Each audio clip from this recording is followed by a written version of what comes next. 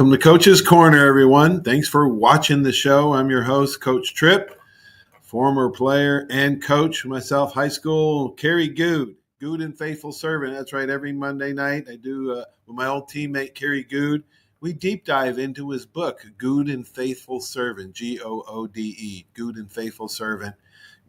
He wrote it a few years ago, and we take it chapter by chapter. Sometimes we talk about 2 or 3 chapters. Sometimes, like tonight, we're just going to talk about one chapter.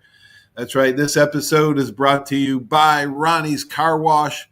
Make sure to get all your cars and trucks washed by Ronnie's Car Wash.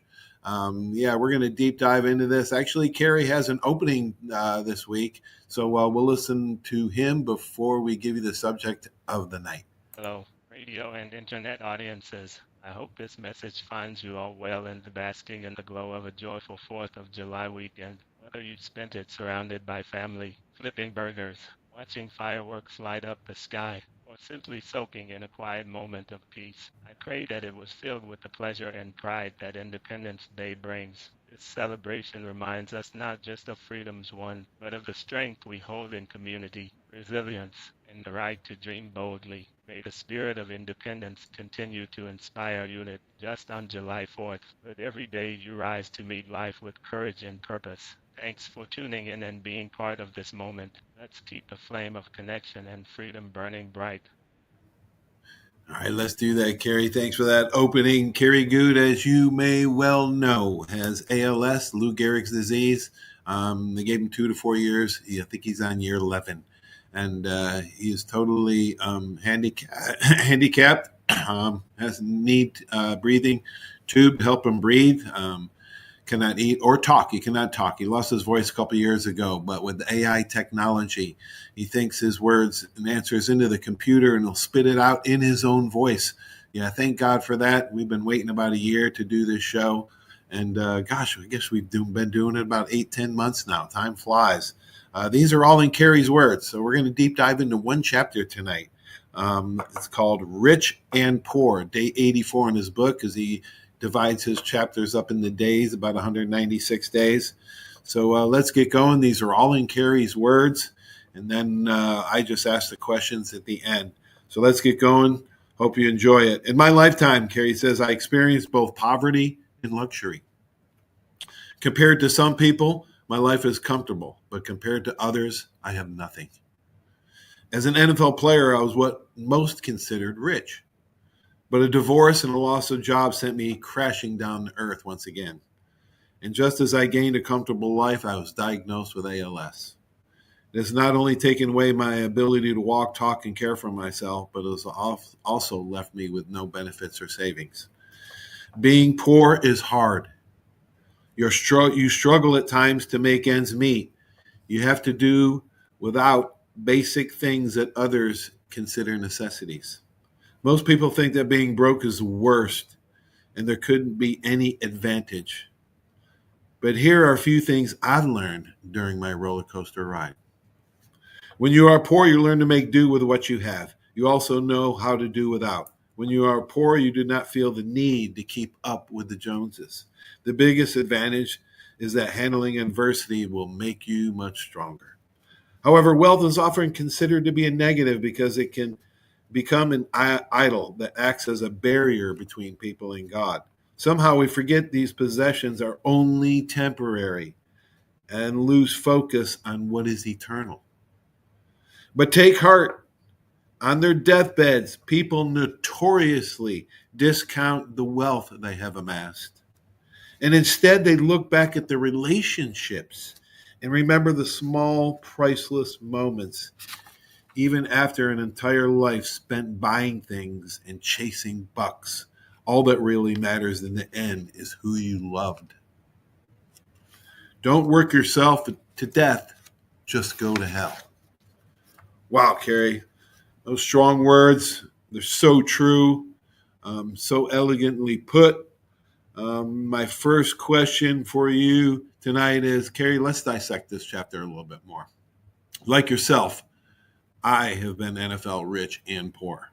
When I was rich, it was all about more stats, more work, more car, more booze, more women, more everything. Everything. More house, more neighborhood, more status, etc. When I was poor, it was more about God and love and being grounded and actually finding purpose and helping others. What do you think about perspective shifts, Kerry? Sure, I've lived both sides of the coin. In one hand, I held NFL stardom, the title, the checks, the lifestyle that people dream of, but rarely understand. At that time, folks saw me as rich, but behind the scenes, life was moving fast, and loss was faster. Being divorced, a job gone, and else knocking at my door. It didn't just challenge me, it changed everything. Being poor isn't just about empty pockets. It's about making decisions between necessities, learning to stretch blessings into abundance, and finding strength where most see only weakness. I've lived the truth that being broke teaches resilience. You make do, and often you make magic with the little you got. It humbles you. It breaks down the illusion that stuff equals status, and it roots you deeper in gratitude. But the biggest perspective shift came with ALS. My body changed, my walk, my speech, my independence taken, but my vision became clearer than ever. The kind of wealth I used to chase now seems like noise. What once felt necessary is now non-essential. I've learned that God does not measure us by what we collect, but by how we connect. Adversity prunes what's superficial and reveals what's sacred. When you're stripped of everything but your breath and your spirit, you discover that love, compassion, and faith are life's true luxuries. Yes, riches gave me opportunities, poverty gave me clarity, and ALS, though relentless, gave me a new lens on grace. So to my brother in shared struggle, I hear you. When we were rich, it was more of everything. When we were poor, it became more of what really matters. And I choose that every time. Let's keep dissecting that chapter tonight. There's more strength in this dialogue than in any dollar. There's more strength in this dialogue than any dollar. Oh my gosh. We're here to connect, not collect, he says. Being broke teaches us resilience. It humbles you. It makes stuff equal status. Stuff doesn't equal status, he says. It routes you deeper in gratitude. There's a big one. It routes you deeper in gratitude. Wow, all that being poor, maybe more can learn from being poor than being rich. All right, here's question number 2, KG. If someone says to you, quote, I'd rather have money than love, what would you say to them? Probably lean in and say something like, well, you'll definitely be able to pay for dinner, but you might be eating alone, definitely with extra napkins and no one to split dessert with. Look, money's great. It opens doors, buys snacks, and solves problems like, where should we vacation this year? But love is what makes walking through those doors feel like more than just a transaction. When I was cash rich, I still felt connection poor. But when the dollars dried up, the ones who stuck around reminded me that true wealth does not come with a price tag. Being broke, oh, came with perks, like the best unpaid audit ever, a thorough weeding out of fake friends. Trust me, when you don't have anything to offer but yourself, you quickly find out who actually likes you, and not just your barbecue budget. That kind of clarity is better than any savings account. Sure, money buys comfort, but love builds legacy. One fades faster than a cheap cologne, and the other, that stays in people's hearts long after you're gone. And if joy could be grilled, mine would be served medium rare, with a big old laugh on the side. Because even now, ALS has swiped my health, my wealth, and a few too many abilities, but it can't touch my joy. It cannot cancel my spirit. I'm somehow the happiest I've ever been, on life's tightest budget. So when someone says they'd rather have money than love, I just smile and say, love does not just make life richer, it makes it worth the price of admission. Holy cow, Gary, you got away with words, man. That's beautifully said. Weeding out fake friends and people. Man. Sure, money buys comfort, but love builds legacy. Think about that. Love doesn't just make life richer, but it's worth the price of admission. Wow. Wise words indeed, Kerry. All right, here's my last question of the night on this same chapter. We're talking about rich and poor, as Kerry and I both have been both. Let's see here. Kerry, please reiterate the last two paragraphs of this chapter. There is no luggage rack on a hearse. The Bible says build up treasures of the heart, not about things. What about this subject, Kerry? Let's face it, no matter how fancy your ride to the graveyard is, it's not coming with a luggage rack, and there's definitely no U-Haul trailing behind it. That last road trip is one way, with zero carry-on. All those trophies, toys, luxury houses, and shiny cars left behind like yesterday's potato salad, questionable and definitely not coming with you. I remember my doctor saying to me, you should get your affairs in order. And I remember thinking, affairs? Do I even have a filing cabinet? Turns out I did, and I emptied it. What actually mattered got passed down to my kids faster than a hot plate at a family reunion. I stripped down to the essentials. No bling, no baggage, just blessings. What really travels with you beyond this life? Not your jewelry collection, not your kitchen gadgets, and certainly not that questionable velvet tracksuit. What does make the trip? Faith, love, compassion, and how deeply you made people feel. Legacy isn't about loot, it's about heart.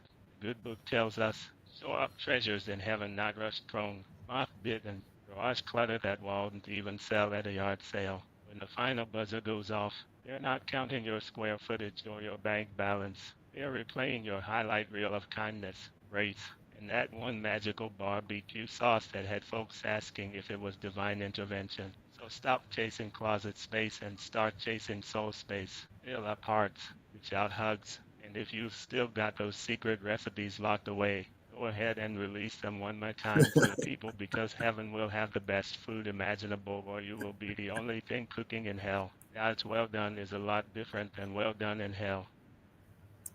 Wow, beautifully said, Kerry. Legacy isn't about loot, it's about the heart.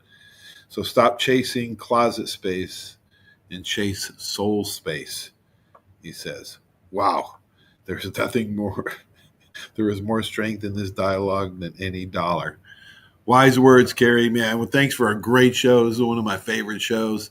Maybe it'll turn some people around on perspective, look for gratitude, purpose, and thank God for everything. All right, as Kerry has been doing, he's going to sum up the show. So someone says, you'd rather have money than love, and you just smile and hand them a napkin, because sure, they can buy dinner, but they'll be eating it solo in the VIP section of loneliness. You've been rich, you've been broke, and you've tasted life served hot, cold, and with extra spice. Rich came with big stats, fancy stuff, and a whole menu of distractions. Broke came with clarity, loyalty, and the finest friend filtered known to man. If love were currency, your account was overflowing. An ALS rolled in like the IRS of your body and bank account, auditing everything from your savings to your swagger. But what it didn't take was your joy, your grit, or your appetite for living. You were the happiest barbecue philosopher the South's ever seen, proving that mustard sauce, good company, and the grateful soul are the true treasures of this life. So let folks chase after their dollar signs. You'll be here slow cooking legacies, flipping relationships like ribs, and seasoning every conversation with wisdom hotter than a Memphis dry rub. And as for me, well, I may not have riches, but I've got love, laughter, and legacy and baby. That makes me wealthier than I've ever been. Wow. Unbelievable. Great stuff, Kerry. Hope everybody enjoyed it. Episode 29. That's right. It's about rich and poor. Share it, like it, and thanks for watching the show. Hope you got something out of it. Have a great week, everybody, and stay tuned for these messages. Without these great sponsors, this show just wouldn't be possible. So long, everybody.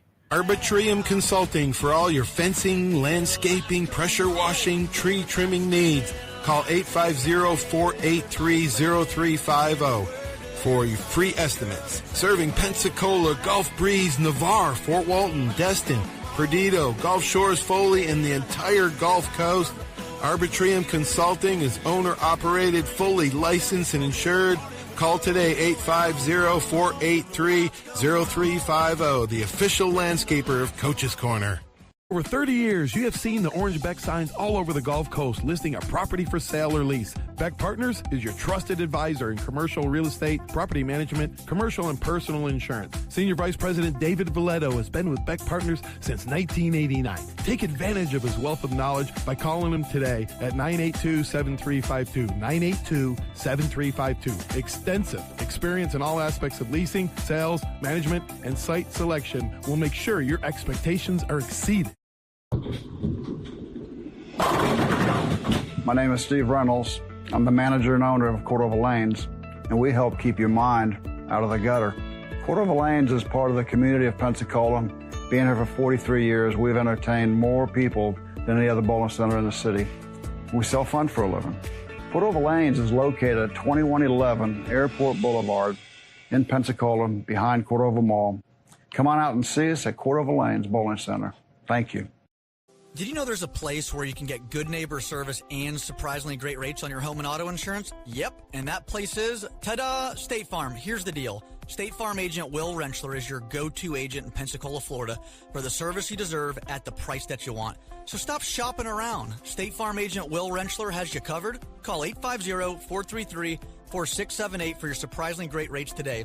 Like a good neighbor, State Farm is there. Legal disclaimer, individual premiums will vary by customer. All applicants subject to State Farm underwriting requirements.